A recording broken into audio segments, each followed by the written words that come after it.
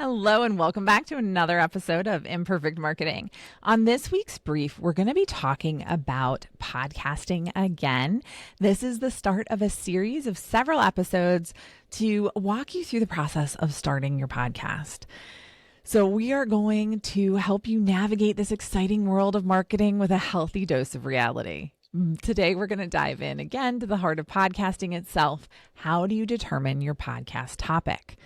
Choosing a topic for your podcast is one of the most important decisions you'll make. It is the foundation of your show. It's what's going to draw listeners in and keep them coming back for more. So how do you make that crucial choice? Well, let's start with one word: passion. I want you to choose a topic that you're passionate about. Why? Because podcasting is a long-term commitment. Your excitement about the topic will not only shine through in your content, make it more engaging for your listeners, but it's also going to fuel your commitment when the going gets tough. And trust me, the going gets tough. I can't remember how many times I was just tired and wanted to stop. But I can remember my first podcast when I was tired, I wanted to stop, and I did stop. So again, just something to think about. But passion is crucial, right? But it's not the only factor. You really need to consider your target audience. Who do you want to reach with your podcast? What are their interests? What problems can you help them solve? What value are you bringing to their lives? That's one of my favorite things. Value you are bringing, right? So that brings us to our main point for today. Finding the balance between niche and broad topics. A niche topic can help you stand out in the crowded podcast landscape and build a loyal audience. A broad topic, on the other hand, can offer a wider range of content ideas and a larger potential audience. So where do you find that balance? So I recommend that you start niche. And I don't mean super niche, like baking chocolate chip cookies, right? Because that's a little bit crazy. You want to make sure that there's enough content that you can talk about 20 to 30 episodes on a certain topic, right? Before you break out. But if you start niche and you start focused into what your passion is, then you can go ahead and broaden as you grow. This allows you to initially focus on a specific topic or audience, making it easier to create targeted, valuable content. Then, as you establish your voice and your audience, you can gradually expand your scope, right? And it can include some related topics. It's not necessarily off track, right? But it can help you add value to your audience.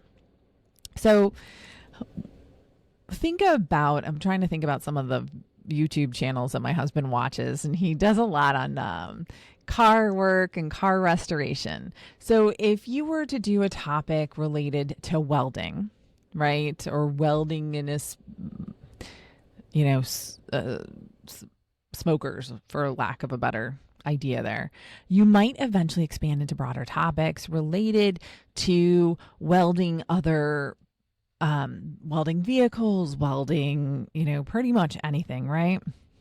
So you can do things on interviewing the people related to history or notable figures in the field of welding, or, mindset, or, breathing and Zen before it. You could bring in doctors related to the exposure that welding has and why safety equipment is so important. There's a million different ways that you could go if your topic is welding, right?